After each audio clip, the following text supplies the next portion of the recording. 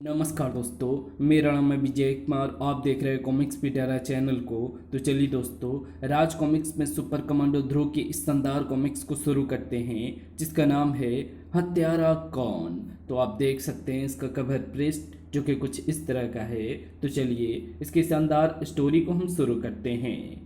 याद है ना, ये क्राइम कोर्ट है, अद्भुत शक्ति धारक कंकाल तंत्र की अदालत जो बैठी है सुपर कमांडो ध्रुव के हत्यारे का पता लगाने के लिए और उसको परम खलनायक की उपाधि से विभूषित करने के लिए। उपस्थित महाखलनायकों एवं माफिया सरदारों, मैं कंकाल तंत्र मध्यांतर के दौरान अपने सर्वज्ञानी रोबोट बायोट्रॉन की बैटरी चार्ज कर चुका हूँ। महाखलनायक ध्वनिराज बौना वामन और महाखलनायिका ब्लैक कैट का ये दावा कि उन्होंने ध्रुव को मारा खारिज किया जा चुका है। अब हम डॉक्टर वायरस, सम्राट चुम्बा, श्रीमान चंडकाल, ग्रैंड मास्टर रोबो एवं मदाम सुप्रीमा की गवाही सुनेंगे और उसके बाद ये फैसला करेंगे कि सुपर कमांडो ध्रुव का हत्यारा कौन। बायोट्रॉन, कार्यवाही शुरू करो। महाखलनायक डॉक्टर वायरस, कृपया गवाही देने पधारें। चौथी गवाही, मैंने मारा ध्रुव को। डॉक्टर वायरस, आपने सुपर कमांडो ध्रुव को कैसे मारा? मेरे पास तो किसी को भी परलोक पहुंचाने के सिर्फ दो ही तरीके हैं, बैक्टीरिया द्वारा या वायरस द्वारा। सुपर कमांडो ध्रुव पर मैंने अपने दोनों ही ब्रह्मास्त्रों का इस्तेमाल किया। दरअसल मेरा प्लान तो सिर्फ पैसे कमाने के लिए था। सुपर कमांडो ध्रुव तो अपनी मौत को ढूंढता ढूंढता वहां तक आ गया था। मैंने राजनगर के उत्तरी भाग में एक लेबोरेटरी बनाई थी। ऊपरी तौर पर तो उस लेबोरेटरी का मकसद माइक्रोबायोलॉजी की नई नई रिसर्चें करना था, लेकिन अंदर की बात तो ये थी कि वहाँ पर मैं अपने काम के लिए नए नए और घातक किस्म के जीवाणुओं एवं विषाणुओं का निर्माण करता था। लेबोरेटरी में प्रयोग की आड़ में मैंने चूहे खरीदने शुरू कर दिए। एक जिंदा चूहे की कीमत में मैं 2 रुपये देता था। गरीब लोगों में चूहे पकड़ने की होड़ लग गई। लोग लाइन लगाकर चूहे बेचने आने लगे। देखते देखते मेरे पास हजारों हजार चूहे इकट्ठे हो गए। इसी दौरान मैंने अपने लेबोरेटरी में प्लेग के कीटाणु बेशुमार तादाद में बना लिए थे। आगे का काम आसान था। फिस चूहे पर प्लेग के कीटाणुओं का स्प्रे करना और उनको शहर में छोड़ देना। प्लेग एक ऐसी बीमारी है जो बला की तेजी से फैलती है और जब प्लेग अपना विकराल रूप दिखाता है तो गिरती है लाशें दनादन और फैलता है आतंक।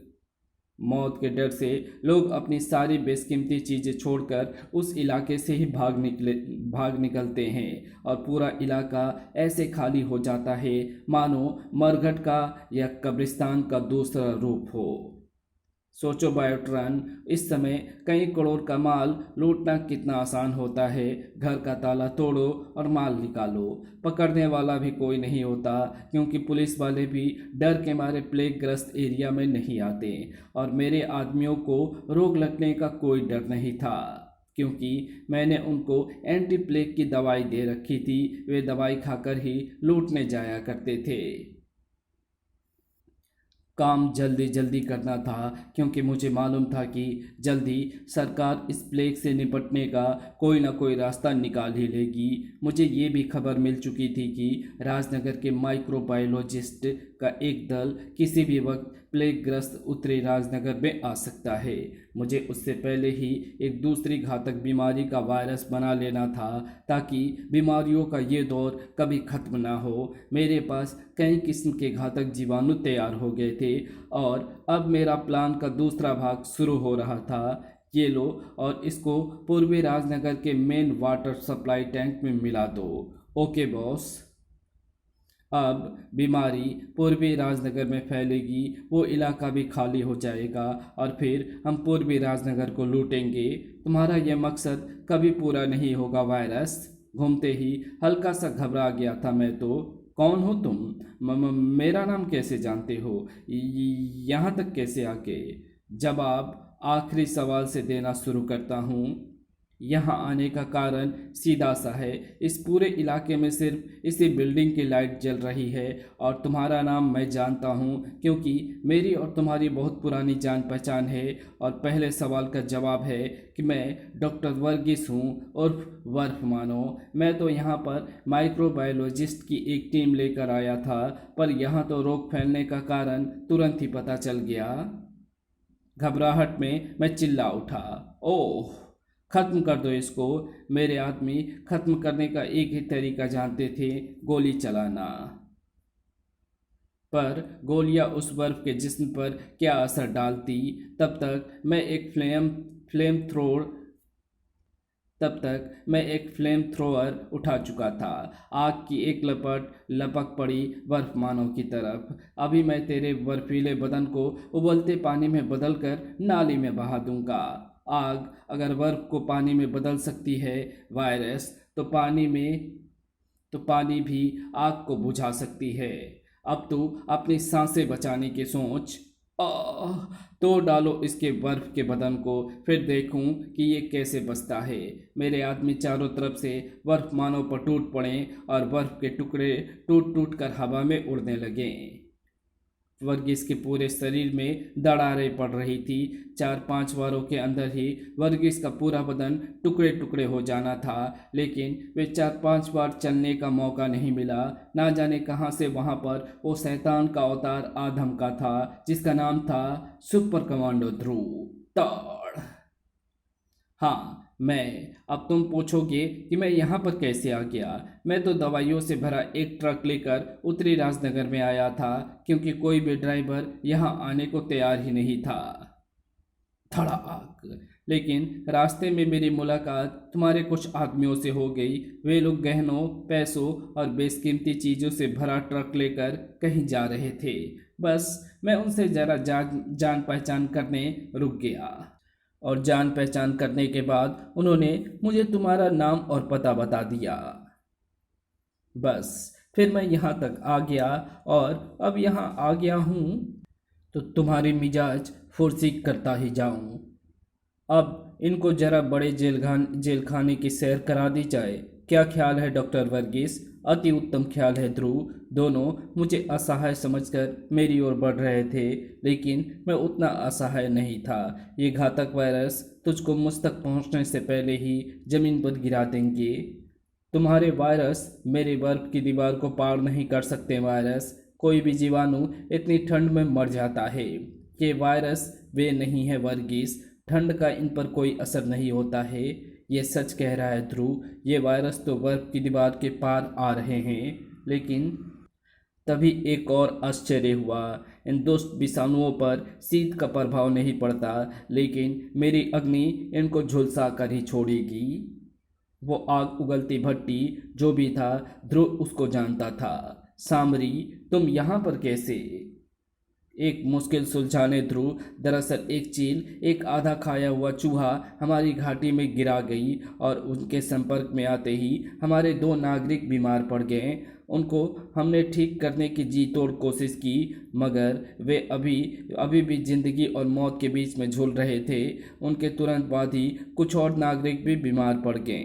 तब मुझे रोग का कारण पता करने के लिए ही निकलना ही पड़ा। चील के आने की दिशा से मुझे ये आभास हो गया था कि चील इसी नगर की तरफ से आई है।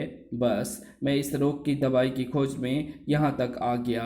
पूरे क्षेत्र में सिर्फ इसी इमारत के इर्द गिर्द चहल पहल थी, और यहाँ पर मुझे तुम मिल गए। वाह, लगता है किसी सर्कस कंपनी का कोई शो चल रहा है। एक बर्फ फेंकता है, एक आग फेंकता है, एक कलाबाज है। लेकिन अब ये शो खत्म होने का समय आ गया है। इन दोनों विषाणुओं का मिश्रण तुम तीनों को एक साथ मौत का इनाम देगा। 2 मिनट के अंदर अंदर तुम लोगों के सभी अंगों को लकवा मार जाएगा, और फिर तुम लोग मेरी आंखों के सामने और मेरे ठहाकों के बीच एड़ियाँ रगड़ रगड़ कर मरोगे। मेरे वायरसों का मिश्रण सचमुच महाघातक था, क्योंकि उस मिश्रण पर ना तो गर्मी का असर होता था और ना ही ठंड का, और उस मिश्रण का घातक असर मिनटों में होता था। सामरी नाम का वो दैत्य भभक उठा, मैं तुझे इन जीवाणुओं को स्वयं ही नष्ट करने के लिए मजबूर कर दूंगा। उसके त्रिशूल से निकली एक सर्पाकार लपट मुझे हवा में उठाकर नचाने लगी। नष्ट कर इन जीवाणुओं को दोस्त, वरना मेरी ज्वाला तुझे नष्ट कर देगी। धड़ाक, उसकी जुबान लड़खड़ाने लगी थी और उसकी ज्वाला भी गायब हो रही थी। यही मौका था अपने दुश्मनों को खत्म करने का। मेरा मिश्रण अपना असर दिखाने लगा था। खत्म कर दो इन तीनों को जल्दी। मेरे आदमी तीनों की तरफ लपके, लेकिन तभी एक आकृति हिली। आश्चर्यचकित रह गया मैं। गजब की इच्छा शक्ति थी सुपर कमांडो ध्रुव में। धाड़, मेरे वायरल मिक्सचर के असर से उसके अंग अकड़ चुके थे। बदन बुखार से तप रहा था, लेकिन तब भी वो मेरे आदमियों पर कहर की तरह टूट रहा था और उनको प्लेग के मरीजों की तरह जमीन पर गिरा रहा था। पर क्यों? मैं कारण नहीं समझ पा रहा था। मेरे आदमियों को हराने के बाद भी उसकी मौत निश्चित थी। अगले ही पल मैं उसकी इस हरकत का कारण समझ गया। वो ये देख रहा था कि ये वायरस मुझ पर या मेरे आदमियों पर असर नहीं कर रहे थे। वो इसका कारण पता करना चाहता था और वो कारण उसने ढूंढ ही लिया। वो कारण था हमारी जेबों में रखी रेडियम से भरी पारदर्शक शीशियाँ। रेडियम से निकलती रेडियो एक्टिव किरणें उन वायरसों को हमारे पास पहुंचने से पहले ही खत्म कर देती थी। गजब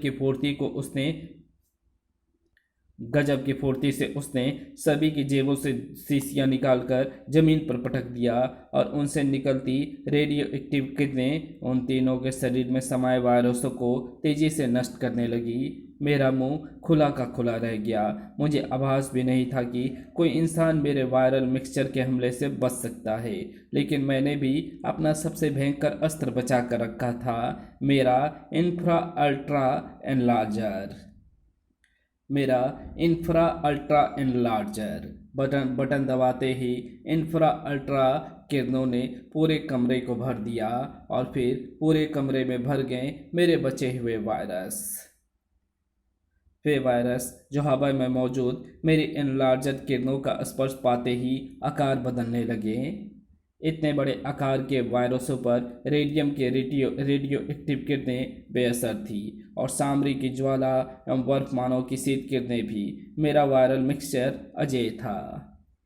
परेशानी एक ही थी, इतने बड़े आकार के वायरसों से मैं नहीं बच सकता था, वरना मैं वहां पर रुककर उन तीनों की मौत का तमाशा ज़रूर देखता। बाहर निकलकर मैंने लेबोरेटरी का एकमात्र दरवाज़ा बंद कर दिया।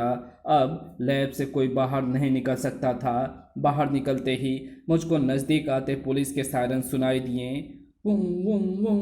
शायद ध्रुव के द्वारा पकड़े गए मेरे आदमियों ने पुलिस को मेरी लैब का पता बता दिया था, इसलिए मैं वहां पर रुककर उन तीनों की लाशें नहीं देख पाया। पर इतना तो पक्का था कि वे मेरे वायरस के हमले से नहीं बच सकते थे। बचने का रास्ता था ही नहीं। बस ऐसे ही ध्रुव मारा गया और उसके साथ साथ सामरी और वर्गीस भी मारे गए। गेहूं के साथ साथ घुन भी पिस गया। यानी आपने ध्रुव की लाश को नहीं देखा? अरे, लाश को देखने की क्या जरूरत थी? उसको तो तुम उसी वक्त से लाश समझ लो। उसके पास बचने का कोई रास्ता नहीं था। तुम तो सर्वज्ञानी हो, तुम ही बताओ वो कैसे बच सकते थे। मैं तो शायद आपको ये नहीं बता सकता, लेकिन इसका जवाब आपको सामरी और डॉक्टर वर्गीस उर्फ वर्फ मानो दे सकते हैं। ये कैसे बच गए? ये तो हो ही नहीं सकता। असंभव, असंभव, असंभव। सुपर कमांडो ध्रुव उस शख्सियत का नाम है वायरस जो असंभव को भी संभव करने की क्षमता रखता है, और ये उसी का दिमाग था जो आज हम दोनों यहाँ पर जिंदा खड़े हैं। तुम्हारे वायरसों से बचना सचमुच असंभव था। इनको रोकना असंभव है। इन पर मेरी शीत लहरों का कोई असर नहीं हो रहा है। तुम सच कहते हो बर्फ मानो, मेरी ज्वाला भी इन पर बेअसर है और ये हमारे शरीर को ढकते ही जा रहे हैं। हमारी सारी उम्मीदें साथ छोड़ रही थी। लेकिन उस परिस्थिति में भी ध्रुव का दिमाग सजग था। एक रास्ता है, सिर्फ एक रास्ता, लेकिन उसके लिए तुम दोनों को अपनी अपनी शक्तियों का इस्तेमाल करना पड़ेगा। हम पाश्चुराइजेशन से इन जीवाणुओं को खत्म कर सकते हैं। पाश्चुर, ये क्या होता है? ध्रुव ठीक कह रहा है सामरी। पाश्चुराइजेशन जीवाणुओं को नष्ट करने की एक प्रक्रिया होती है। इसमें जिस वस्तु से जीवाणुओं को नष्ट करना होता है उसे पहले 100 डिग्री सेंटीग्रेड तक गर्म करते हैं और फिर एकाएक 4 डिग्री सेंटीग्रेड तक ठंडा कर देते हैं। इससे सारे जीवाणु मर जाते हैं। पैकेट में आने वाले दूध को इसी प्रक्रिया से जीवाणु रहित किया जाता है। वाह, मैं ज्वाला से इस कक्ष का तापमान बढ़ा देता हूँ। उस दौरान मेरी ज्वाला ही उस तापमान से तुम लोगों की रक्षा करेगी और फिर तुम कक्ष का तापमान एकाएक गिरा देना। हमने वैसा ही किया और सामने नतीजा भी वही हुआ जो हमने सोचा हुआ था। सारे वायरस देखते ही देखते खत्म हो गए। हमारे बाहर आने तक डॉक्टर वायरस भाग चुका था। उसके बाद हम वापस अपने रास्ते चले गए। ध्रुव का उसके बाद क्या हुआ ये हमको नहीं पता, पर इतना स्पष्ट है कि सुपर कमांडो ध्रुव को डॉक्टर वायरस ने नहीं मारा। ये स्पष्ट है। अब मैं इन दोनों के मस्तिष्क से यहाँ का घटनाक्रम साफ करके इनको वापस भेज देता हूँ। डॉक्टर वायरस, तुम अग्निद्वार के पार जाकर इंतजार करो, तब तक मैं अगली गवाही सुनूंगा। बायोट्रॉन, अगले महाखलनायक को गवाही के लिए उपस्थित करो। महाखलनायक चुंबा सम्राट चुंबा कृपया गवाही देने पधारे। और क्राइम कोर्ट में एक अनोखी बात हो गई। नहीं, मुझे गवाही नहीं देनी, मुझे माफ़ कर दो, मुझे जाने दो। क्या हुआ चुंबक सम्राट चुंबा? मैंने ध्रुव को नहीं मारा कंकाल तंत्र जी, मैं तो यूं ही यहाँ पर किस्मत आजमाने चला आया था। मैं झूठी गवाही देने आया था, पर आपका रोबोट बायोट्रॉन तो कोई भी गलती तुरंत पकड़ लेता है। गलती ना हो तो गवाहों को चुटकियों में यहाँ पर बुला लेता है। मैं गलती मानता हूँ, कान पकड़ता हूँ, मुझे जाने दो। उफ, ये महाखलनायक होकर ऐसी बचकानी हरकतें क्यों कर रहा है बायोट्रॉन? ये घबरा गया है स्वामी, आतंकित हो गया है। इससे भी मैं बाद में निपटूंगा। फिलहाल इसको मैं अपने व्यक्तिगत कारागृह में भेज देता हूँ। तुम अगले गवाह को बुलाओ बायोट्रॉन। महाखलनायक श्रीमान राक्षस चंडकाल कृपया गवाही देने पधारे।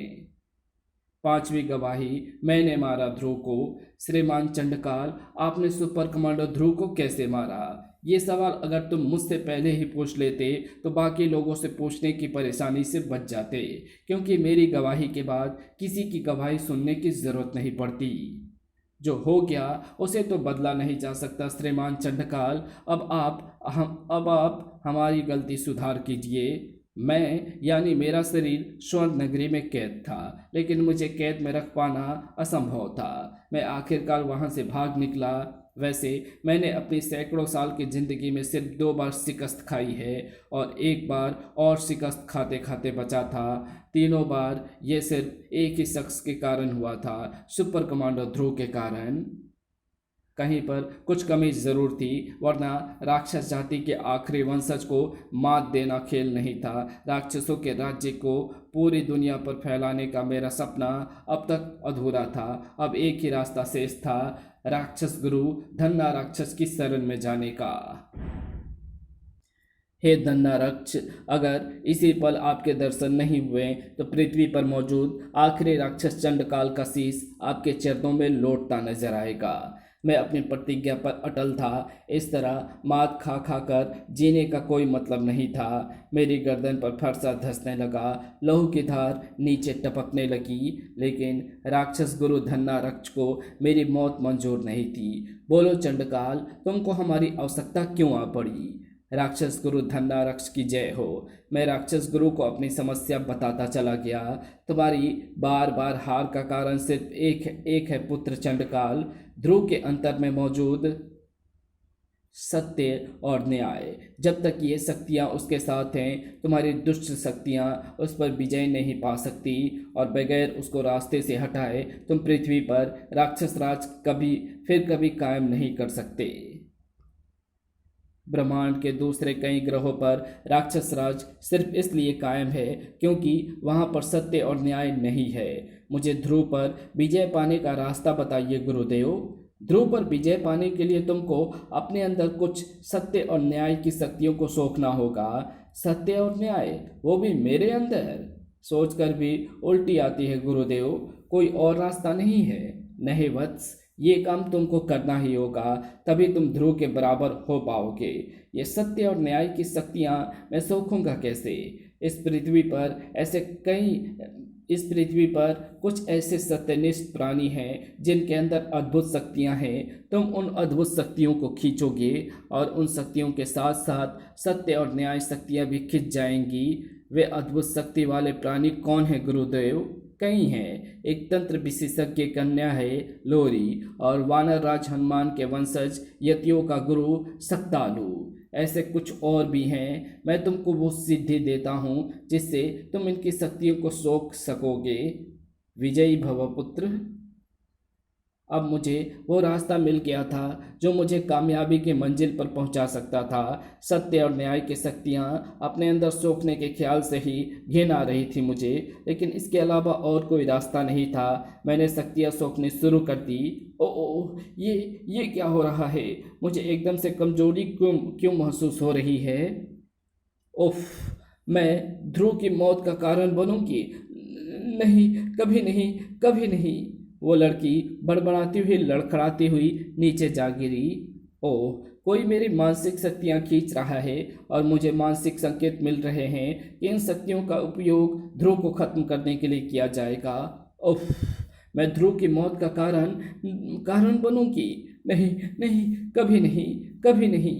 वो लड़की बड़बड़ाती हुई लड़खड़ाती हुई नीचे जा गिरी, क्योंकि उसकी शक्तियों को मैंने सोख लिया था। गुरु धन्नारक्ष का कहना सच था। मैं अपने आप को पहले से अधिक शक्तिशाली महसूस कर रहा था।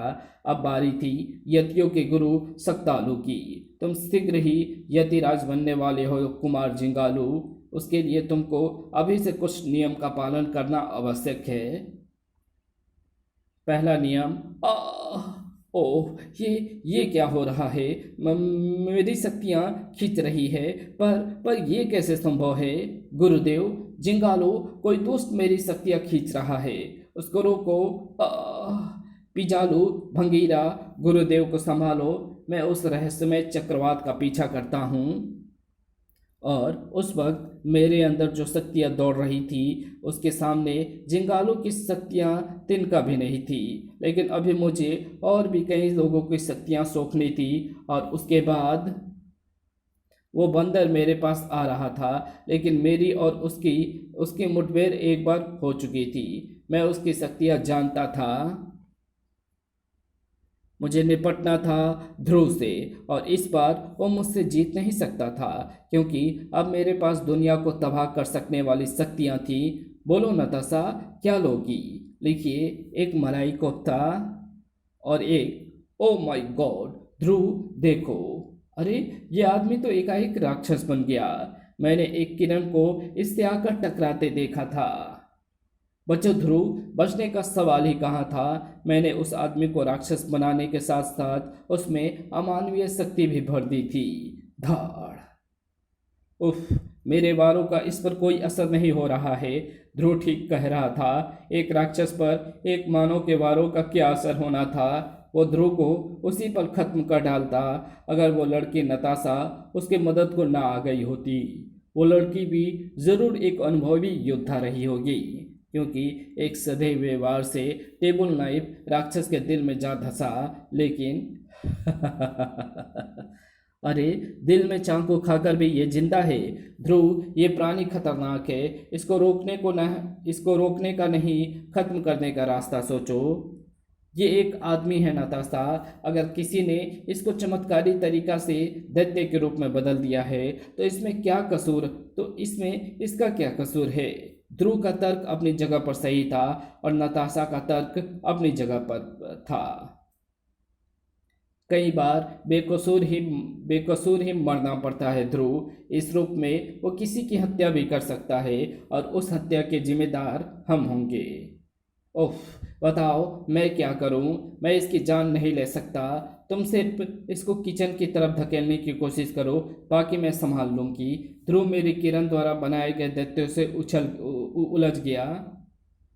ध्रुव मेरी किरण द्वारा बनाए गए दैत्य से उलझ गया और वो लड़की किचन की तरफ भागी। उस लड़की पर फिर मैंने ध्यान नहीं दिया। मुझे ध्रुव की मौत का नज़ारा जो देखना था, लेकिन ऐसे जुझारू इंसान के पास तो मौत भी धीरे धीरे आती है, डर डर कर। जिस बला को देखकर अधिकतर मानव का दिल धड़कना बंद कर दे, जिस दैत्य में अमानवीय शक्ति हो, जिसको हराना असंभव हो, जिसके दिल में चाकू धस चुका हो, फिर भी वो जिंदा खड़ा हो।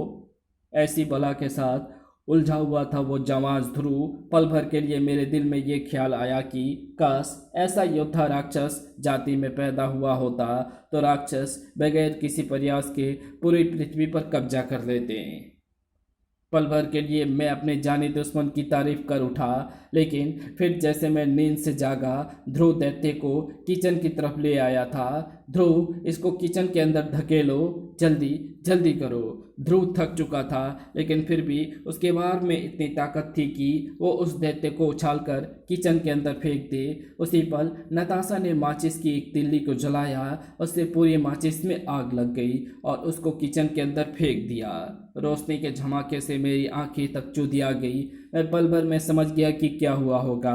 नताशा ने किचन के सारे गैस सिलेंडर को खोल दिया होगा और उस गैस ने आग पकड़ते ही किचन को नर्क का एक छोटा सा रूप बना दिया होगा। दैत्य को राख में बदलते 1 मिनट भी नहीं लगा होगा। हम जीत गए ध्रुव, ये जीत नहीं हार है नताशा। हमको एक आदमी की जान लेनी पड़ी। वो जान तुमने नहीं, मैंने ली है ध्रुव, और वो जरूरी भी। ध्रुव, वो देखो। अरे अरे, लावा जमीन से लावे की फुहार से निकल रहा है। कड़ाम, ये जरूर किसी शैतान का काम है, उसी का जिसने बेटर को दैत्य बना दिया था। आओ देखते हैं।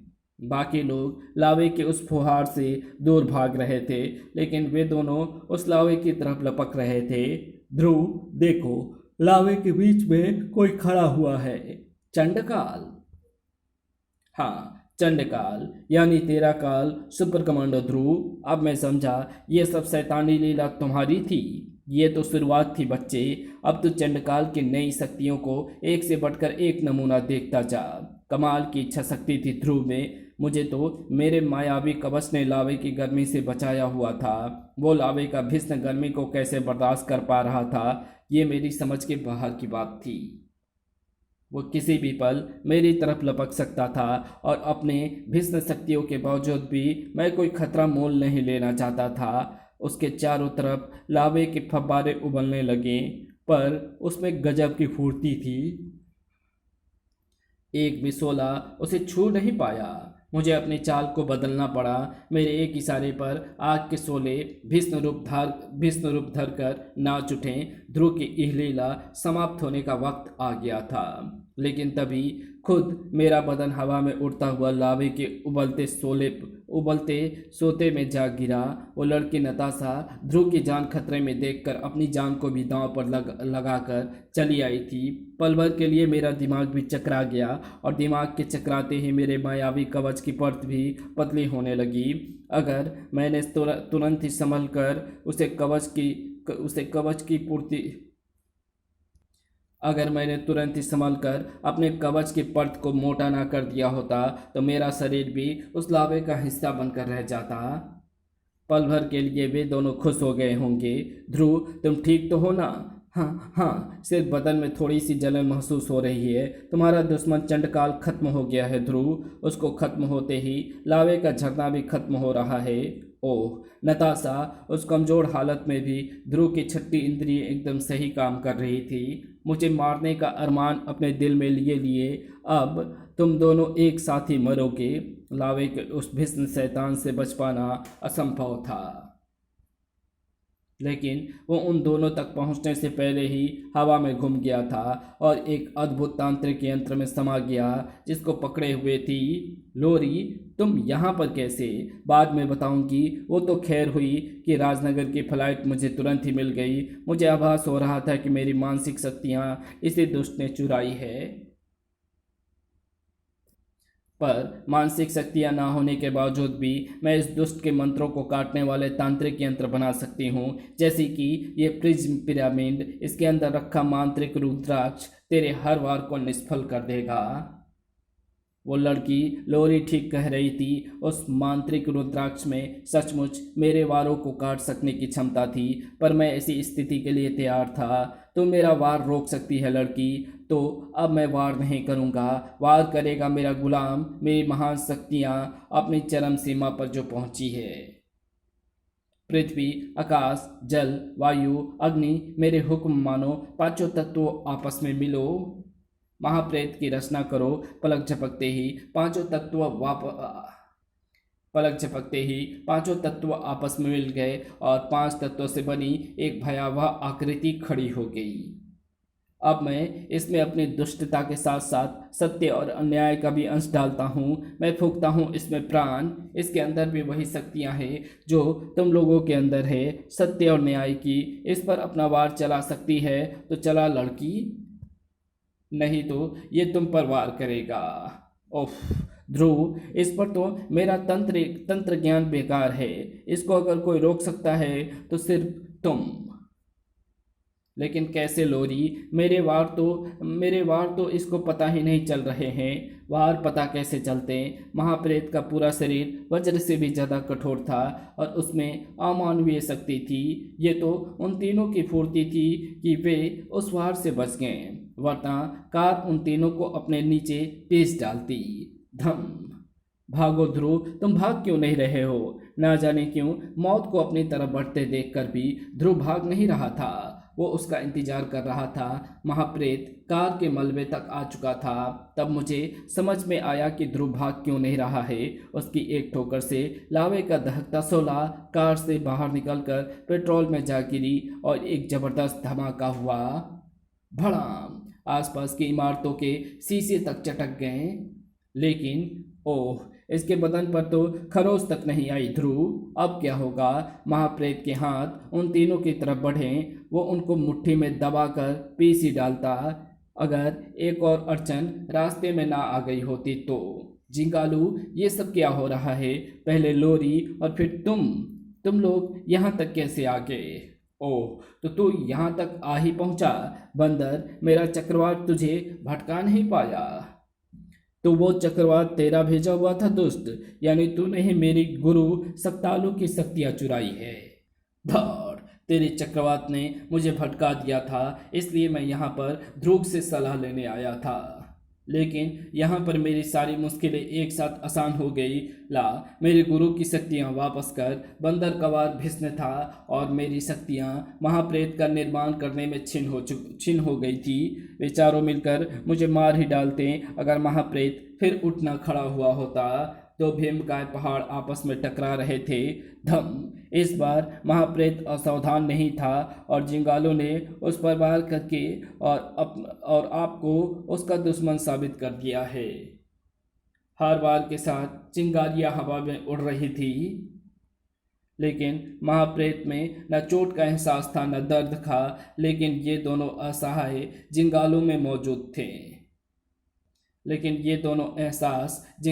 मौजूद थे। इसको हरा पाना असंभव है ध्रुव। इस पर मेरे किसी वार का असर नहीं हो रहा। जिंगालो महाप्रेत के सामने टिक नहीं सका, लेकिन महाप्रेत भी जिंगालो की जान नहीं ले सका। ध्रुव एक बार फिर अपनी जान खतरे में डाल दी थी। अब महाप्रेत का ध्यान फिर से अपने मुख्य दुश्मन की तरफ खिंच गया था।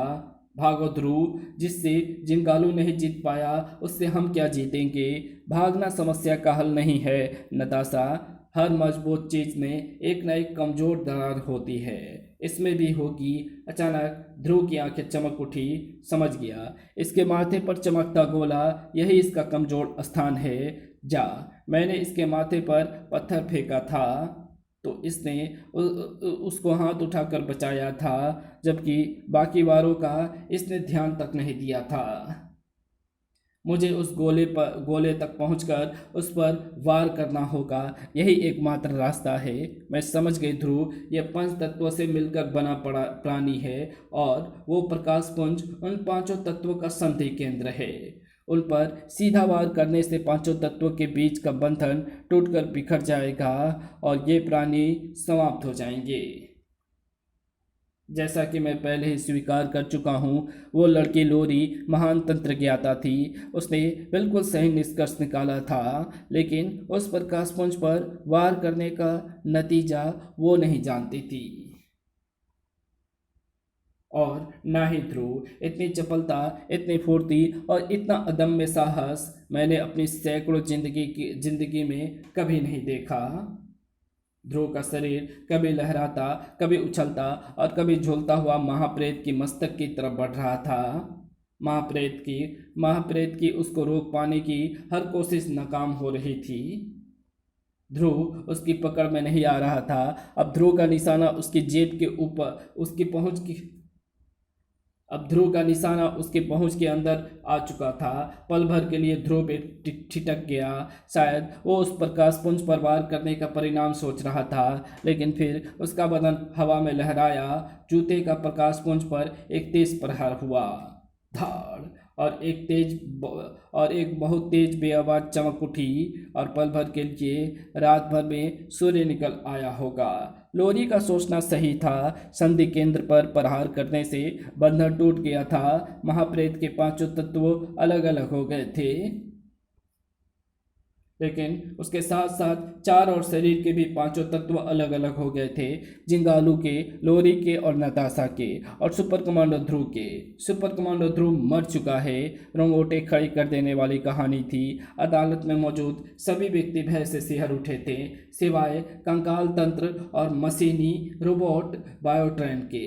आप महान खलनायक हैं श्रीमान चंडकाल, हम आपकी शौर्य गाथा से सहमत हैं। अड़चन सिर्फ एक ही है, ध्रुव के अलावा आपने जिन 3 अन्य प्राणियों को विखंडित किया वे अभी तक जीवित हैं। कंकाल तंत्र, जरा उनको यहाँ पर बुलवाइए। ये कैसे हो सकता है? ये असंभव है। ये तीनों यहाँ पर गवाही की हैसियत से आए हैं और इस वक्त ये स्वामी कंकाल तंत्र के सम्मोहन में हैं। इनको यहाँ पर आने के बारे में कुछ भी याद नहीं रहेगा, लेकिन इस सम्मोहन की अवस्था में ये सिर्फ सच बयान करेंगे। श्रीमान जिंगालू, आपके मस्तिष्क में स्वामी कंकाल तंत्र ने श्रीमान चंडकाल का पूरा बयान भर दिया था। अब इस घटना को कृपया विस्तार से सुनाइए। चंडकाल का कहना सच है, हम सबके शरीर महाप्रेत के साथ विखंडित हो गए थे, पर महाप्रेत के विखंडित होने से गुरु सक्तालों की शक्तियाँ भी आज़ाद हो गई थी। वे शक्तियाँ उनके पास पहुँचते ही वे सारा वृत्तांत जान गए, और चूंकि हमारा विखंडन प्राकृतिक नहीं था, इसलिए अपनी शक्तियों के द्वारा वे हम चारों के शरीर को वापस जोड़ने में संभल गए। इसलिए अपनी शक्तियों के द्वारा वे हम चारों के शरीर को वापस जोड़ने में सफल हो गए। वहाँ से विदा होने के बाद मैं ध्रुव से नहीं मिला। उसके बाद ध्रुव का क्या हुआ हम नहीं जानते। धन्यवाद श्रीमान जिंगालू, अब हम इनको वापस भेज सकते हैं श्रीमान कंकाल तंत्र। कंकाल तंत्र ने अपनी शक्तियों के द्वारा नताशा, जिंगालू और लोरी को वापस भेज दिया। आपका बयान सही भी है श्रीमान चंडकाल, और गलत भी। आपने सुपर कमांडो ध्रुव को मारा भी और नहीं मारा। भाग्य ने आपके साथ अन्याय किया, परंतु हमारे दिल में आपके लिए एक विशेष सम्मान पैदा हो गया है। अब आप हमारी विशेष आरामगाह में विश्राम करें। बाकी गवाहियाँ सुनने के बाद हम आपसे बातें करेंगे। अवश्य कंकाल तंत्र, अगर हम तुम साथ मिल जाएं तो ब्रह्मांड हमारे कदम चूमेगा। चंडकाल के जाने के बाद बायोट्रॉन, अगले महाखलनायक को शीघ्र बुलाओ। महाखलनायक ग्रैंड मास्टर रोबो कृपया गवाही देने पधारें। छठी गवाही, मैंने मारा ध्रुव को। श्रीमान ग्रैंड मास्टर रोबो, कृपया बताने का कष्ट करें कि आपने सुपर कमांडो ध्रुव को कैसे मारा। सवाल खत्म होते ही रोबो के गले में एक ठहाका उबल पड़ा। मेरे ख्याल में कोई गलती रह गई है क्या श्रीमान रोबो? ओह नहीं बायोट्रॉन, दरअसल मैं बहुत देर से अपनी हंसी रोके हुए था। तुम यही सवाल दूसरे विलेन से बार बार करते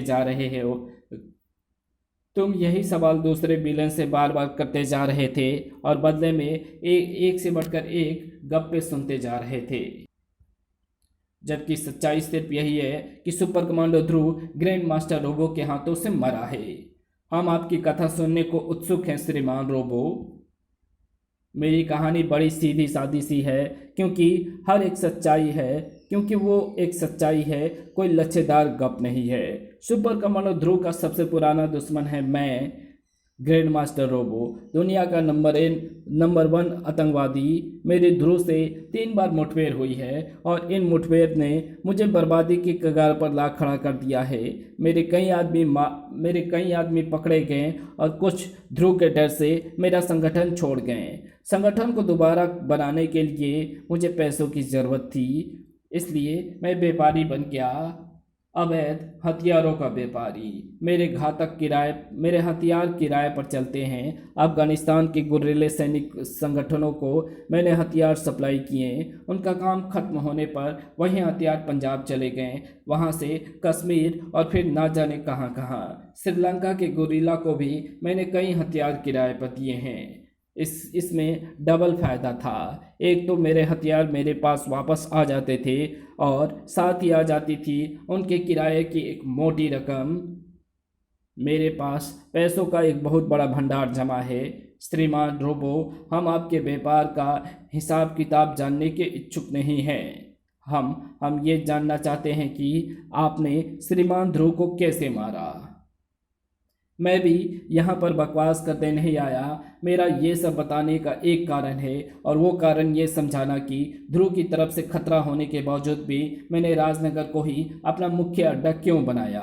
दरअसल मेरा धंधा इसी इलाके में ही फलता फूलता है और राजनगर इस पूरे क्षेत्र का व्यापारिक केंद्र है। इसी राजनगर को ही मुझे अपना मुख्य अड्डा बनाना पड़ा। गड़बड़ एक मामूली सी बात से शुरू हो गई। उस दिन मेरा गोलियों का एक बड़ा कंसाइनमेंट गोनी बीच से मेरे गोदाम पर आ रहा था। अचानक गाड़ी के हेडलाइटों ने सुनसान सड़क पर खड़ी एक आकृति को चमका दिया।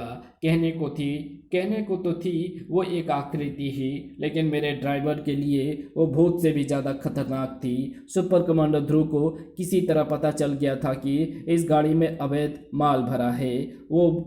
वो भी एक गलती कर गया था। उसने गाड़ी को एक संकरी सड़क पर रोकने की कोशिश की थी। अगल बगल बसने की कोई जगह नहीं थी। भय से कांपते ड्राइवर के पैर एक्सीलेटर को फर्श पर दबा चुके थे। एक टक्कर से ध्रुव के चीथड़े उड़ जाने थे। डर पर शायद ध्रुव को भी अपनी मौत की जल्दी थी। उसके हाथ भी एक्सीलेटर पर घूम चुके थे। 2 गाड़ियां चंद फुट के फासले पर ही थी। ड्राइवर के चेहरे पर मुस्कुराहट खेल रही थी। अब वो सुरक्षित था। इस टक्कर से अगर किसी को नुकसान होना था तो सुपर कमांडो ध्रुव का। मतलब अगर टक्कर हो पाती तो ड्राइवर के चेहरे पर फैले मुस्कान कितने जल्दी वापस सिमट गई होगी, इसका अंदाज़ा मैं बिना बताए लगा सकता हूँ। भय से कांपते उसके पैर एक्सीलेटर को और तेज़ी से दबाने लगे और वो तो पहले ही पूरा दबा हुआ था। इसके बावजूद भी ध्रुव इतनी तेज़ी से उसके पीछे आ रहा था मानो गाड़ी खड़ी हुई हो। इतनी तेज़ी से आते हुए उसने एक ईंट उठा ली थी। सधे हुए निशाने से वो ईंट पहिए और गाड़ी के बॉडी के बीच में आ फंसी। पल भर के लिए वो पहिया जाम हो गया और गाड़ी लहराकर बगल की दीवार से जा टकराई। धड़ाम। ध्रुव भी तेज रफ्तार से आती अपनी मोटरसाइकिल को रोक नहीं पाया। धड़ाक और मोटरसाइकिल भी टकरा कर नीचे आ गिरी और मेरे आदमी को भागने का मौका मिल गया। उसने सबसे बड़ी मूर्खता ये करी कि वो अपने अड्डे की तरफ ही भागा। उसका अड्डा यानी मेरा गोदाम। और बीच बीच में वो पीछे मुड़कर देखता भी जा रहा था। ध्रुव कहीं नजर तो नहीं आ रहा, वो निश्चित हो गया। वो गोदाम में एक झटके से अंदर घुसा। गोदाम के ठीक नीचे अपने अंडरग्राउंड अड्डे में बैठा मैं क्लोज सर्किट टीवी पर उसकी शक्ल देखते ही समझ गया कि कहीं कोई गड़बड़ हो गई है। ध्रुव भय से कांपते हुए वो सारी घटना बयान करता चला गया और हर शब्द के साथ मेरे दिमाग में शोले भरते चले गए। मेरी क्रोध भरी आवाज़ से हर शख्स के साथ साथ गोदाम का कोना कोना कांप उठा। वो तुम्हारे पीछे ही लगा होगा मूर्ख, और अब वो यहाँ आता ही होगा।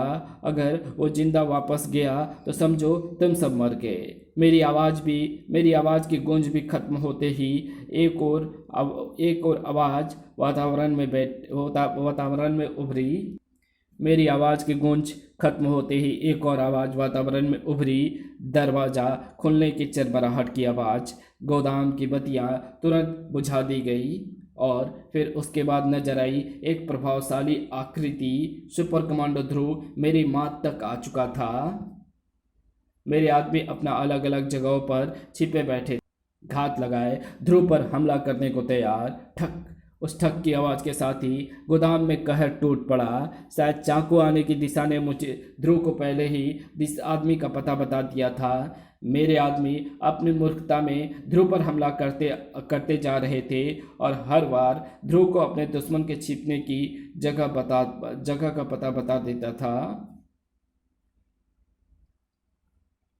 मैं चाहकर भी अपने आदमियों को कोई सलाह नहीं दे सकता था। मैंने अपने आदमियों पर भरोसा करके बहुत बड़ी गलती की थी और मेरा भाड़ा फूटने ही वाला था। मैं खुद बाहर निकलकर ध्रुव का सामना करने की सोच ही रहा था कि तभी एक आवाज़ ने मेरे कदम रोक दिए। बोलो, तुमने अपने आदमी को कहाँ पर छिपा रखा है? क्लिक।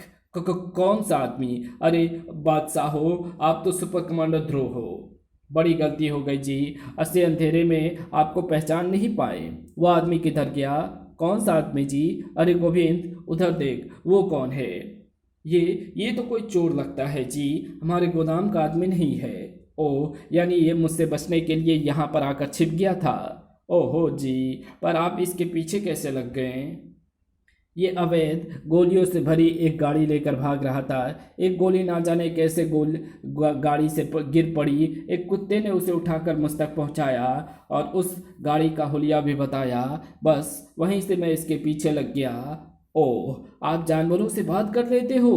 कमाल जी, इसको ले जाओ साहब जी, ऐसी मार मारना कि स्मगलिंग करना ही भूल जाए। मेरे आदमी गोविंद ने दिमाग का खूब अच्छा इस्तेमाल किया। उसने पूरी स्थिति को बखूबी संभाल लिया था। ध्रुव ध्रुव ड्राइवर को अपने साथ ले गया। मैं जानता था कि मेरा ड्राइवर अपना मुंह कभी नहीं खोलेगा, लेकिन फिर भी मैंने गोदाम को अगले ही दिन वहां से हटाने का इरादा कर लिया था। मेरा निर्णय एकदम सही था। अगले दिन के अखबारों में ध्रुव का पूरा कारनामा छपा था। अगले दिन के अखबारों में ध्रुव का पूरा कारनामा छपा था और उसमें मेरे गोदाम का भी जिक्र था और उसी रात को हमने उस गोदाम को खाली करने की तैयारी शुरू कर दी। कल तूने बहुत अच्छा नाटक किया गोविंद, तुझे इसका भरपूर इनाम मिलेगा। बम्बईया फिल्म इंडस्ट्री में बहुत स्ट्रगल किया है बॉस। मौका मिलता तो अमिताभ बच्चन की छुट्टी कर देता। ठीक है, अभी चल कर ट्रक में जल्दी जल्दी माल लदवा। सारा काम अंधेरे में ही हो रहा था।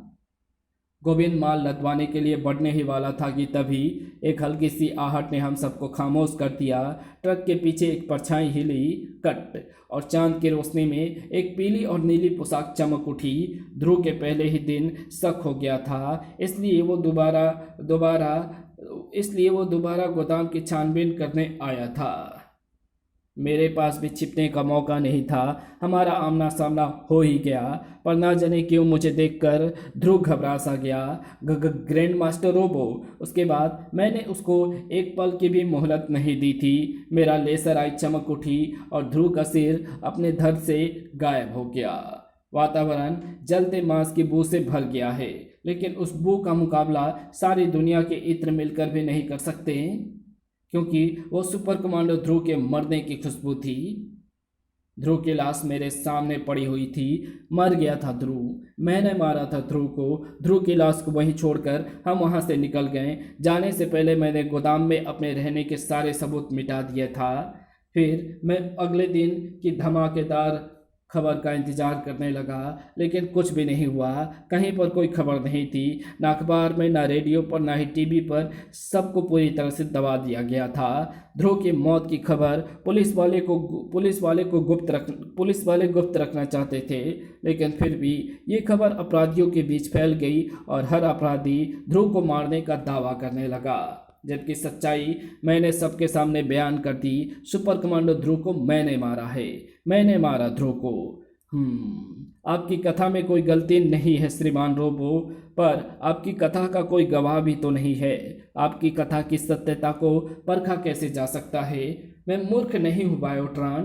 ध्रुव की लाश को गोदाम में छोड़कर जाने से पहले मैंने उसकी बेल्ट उतार दी थी। वो स्टार बेल्ट मेरे पास है और वो मेरी कहानी का सबूत है। वाह, क्या आप वो बेल्ट हमें दिखाने का कष्ट करेंगे? ऐसा सबूत मैं साथ लिए नहीं घूमता बायोट्रॉन, और वो बेल्ट मेरे अड्डे के एक सुपर स्ट्रॉन्ग लॉकर में सुरक्षित है। आप जाकर वो बेल्ट ले आइए ग्रैंड मास्टर रोबो। वो देखने और परखने के बाद ही हम फैसला करेंगे। मैं अभी आता हूँ और अपना दावा साबित करके ही वापस जाऊँगा। अग्निद्वार ने रोबो को तुरंत अपने अड्डे पर पहुँचा दिया। क्या गप्पे सुनने को मिली। चांद की सतह पर मारा, सांप सीढ़ी के खेल पर मारा, डायनामाइट से उड़ा दिया, ध्रुव का शरीर विखंडित कर दिया। लेकिन मैं तो जानता ही था कि ध्रुव को मैंने ही मारा है, और ये रहा मेरा सबूत, सुपर कमांडो ध्रुव की बेल्ट। वाह, अब तुम ये बेल्ट और अपने आप को मेरे हवाले कर दे ध्रुव के हत्यारे। कंकाल तंत्र, तुम यहाँ पर क्यों आए? कुछ गड़बड़ लगती है। कौन हो तुम? मैं धनंजय, ग्रैंड मास्टर रोबो स्वर्ण नगरी का धनंजय। वो स्वर्ण नगरी जिस पर जब तुमने हमला किया था तो मुंह और तोड़ वो वही स्वर्ण नगरी जिस पर जब तुमने हमला किया था तो मैंने और ध्रुव ने तुमको मुंह तोड़ जवाब दिया था। ओह, तो ये सब ध्रुव के हत्यारे को पकड़ने का नाटक था। हाँ, और तुम सभी इसी नाटक के दर्शक भी थे और पात्र भी। ओह, यानी बाकी सब विलेन कहाँ पर है धनंजय? तुमने उनको कहाँ पर भेज दिया है? हर खलनायक अपनी सही जगह पर जा चुका है। ध्वनिराज, वाना Vaman, black cat, doctor virus, चुम्बा जैसे सभी पुलिस हिरासत में हैं और चंडकाल स्वर्ण नगरी में। और अब तुम चुपचाप मेरे साथ चलोगे या फिर मुझे अपनी वैज्ञानिक शक्तियों का प्रयोग करने पर मजबूर करोगे? धोखेबाज, मैं तुझे भी ध्रुव जैसे ही मौत दूंगा, जलाकर खाक कर दूंगा मैं तुझे। बेकार की चेष्टाएं मत करो ध्रुव। तुम्हारा कोई भी वार मेरे ऊर्जा कवच को भेद नहीं पाएगा। लेकिन तुम मेरे एक मामूली सी वार को भी नहीं सह पाओगे। मैं तेरे ऊर्जा कवच को नहीं भेज सकता, पर तू भी एक गलती कर रहा है। तेरे जूते धातु के हैं और ये फर्श भी धातु का बना है, और तेरे जूते और फर्श के बीच में कोई ऊर्जा कवच नहीं है। अब अगर तू 440 वोल्ट का करंट झेल सकता है तो झेल दे। झटका सचमुच भयंकर था। धनंजय का अंग थर्रा थर्रा उठा और फिर उसका दिमाग बेहोशी के सैलाब में डूबता चला गया, और साथ ही साथ उसका मर्ज कवच भी लुप्त होने लगा।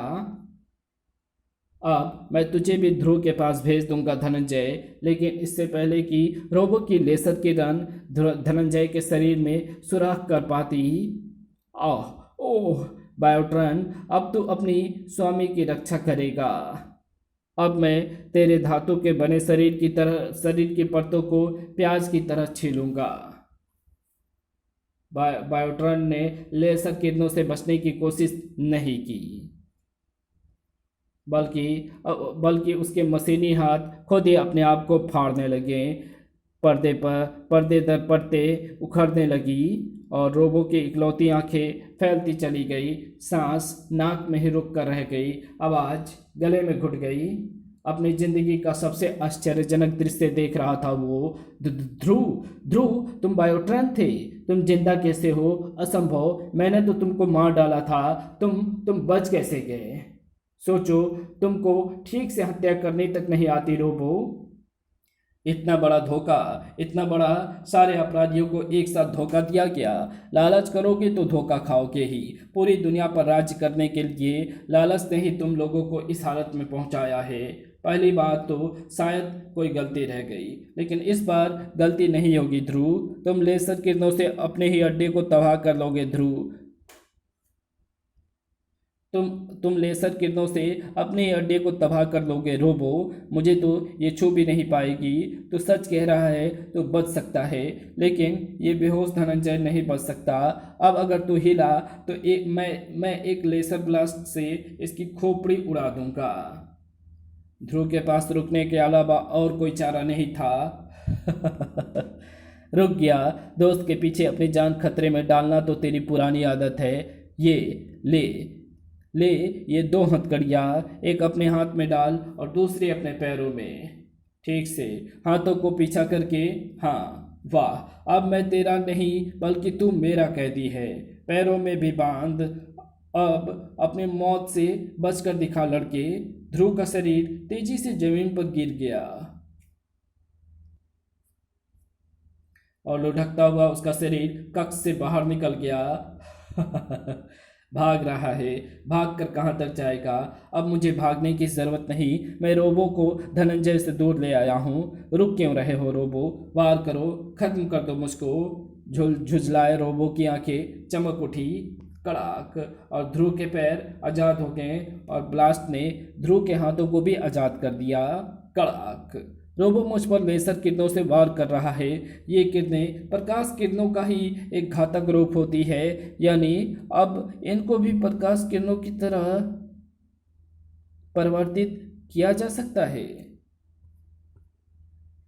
इनको परिवर्तित करने का काम मेरे हथकड़ियों की चमकती चमकती हुई सतह करेंगी, और अगर मैं इन किरणों का सही कोण पर परिवर्तित कर सकूं तो मेरा बचाव ही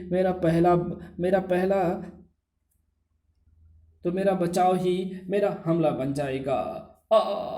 मेरे लेजर किरणों ने ही मेरे लेजर आई को नष्ट कर डाला। मेरा सबसे बड़ा हथियार नष्ट हो गया। ताड़ या, अब तुम्हारा जबड़ा भी नष्ट होने वाला है रोबो। ध्रुव के बेरहम वारों ने तड़ाक रोबो को जमीन पर ला पटका। अरे, तुमने तो बगैर मेरी मदद के ही हत्यारों को पकड़ लिया ध्रुव, लेकिन ये सब क्या चक्कर था ध्रुव? तुमने पूरी बात अब तक मुझे क्यों नहीं बताई? रोबो की कहानी एकदम सच्ची थी धनंजय, लेकिन उसने ध्रुव के रूप में एक दूसरे लड़के टोनी मेलकोम को मारा था। उसकी शिनाख्त मैंने उसकी पोशाक पर लगे टेलर के लेबल के जरिए की थी। उसका पता ढूंढने मैं उसके रहने के स्थान पर गया। वो अकेला रहता था। मुझे वहाँ पर उसके हाथों की लिखी डायरी मिली। उसमें उसने सारी बातें को साफ साफ लिखा था। दरअसल वो मेरा खास प्रशंसक था और मेरा जैसा ही क्राइम फाइटर बनना चाहता था। उसने मेरे जैसी पोशाक भी सिला रखी थी। अखबारों में मेरे कारनामों के स्थान को पढ़कर वो अगले दिन उसी जगह पर छिप कर जाता था और मेरी तरह नकल करने की कोशिश करता था। ऐसे ही वो ग्रैंड मास्टर रोबो से टकरा गया। रोबो अंधेरे में उसकी शक्ल नहीं देख पाया। उसने टोनी मेलकाम को ध्रुव समझकर उसका खात्मा कर दिया। मुझे इस बात का कोई सबूत नहीं मिला कि टोनी को किसने मारा था, लेकिन उसके शरीर पर मेरी पोशाक से यह स्पष्ट है कि उसको मैंने लेकिन उसके शरीर पर मेरी पोशाक से यह स्पष्ट था कि उसको मेरे खास दुश्मन ने मारा है। बस फिर क्या था, मैंने अपने मरने की खबर फैला दी और तुम्हारी वैज्ञानिक शक्तियों की मदद से क्राइम कोर्ट बिठा दी। मैं जानता था कि टोनी मेलकाम की हत्या का सही ब्यौरा सिर्फ असली हत्यारे को ही पता होगा, और वो हत्यारा ग्रैंड मास्टर रोबो निकला। सुप्रीमा की गवाही सुनने की जरूरत नहीं पड़ी। तुम्हारी स्कीम सचमुच कमाल की थी ध्रुव, लेकिन अभी हमारा काम पूरा नहीं हुआ है। अभी कई माफिया बॉसों और सुप्रीम को उनके सही ठिकानों पर पहुंचाना है। फिर देर कैसी धनंजय, आओ चलें। और फिर राजनगर में, भारत में, दुनिया में खुशी की एक लहर दौड़ पड़ी। सुपर कमांडो ध्रुव जिंदा है, जिंदा है, जिंदा है, और ये खबर पूरी दुनिया में फैल गई। इसी के साथ ये कहानी यहीं समाप्त होती है। तो आपको ये वीडियो कैसी लगी? वीडियो अच्छी लगी तो इस वीडियो को लाइक शेयर कमेंट ज़रूर कर देना। चैनल पर नए हो तो चैनल को सब्सक्राइब कर ऑल नोटिफिकेशन को सेलेक्ट ज़रूर कर देना। Thanks for watching my video.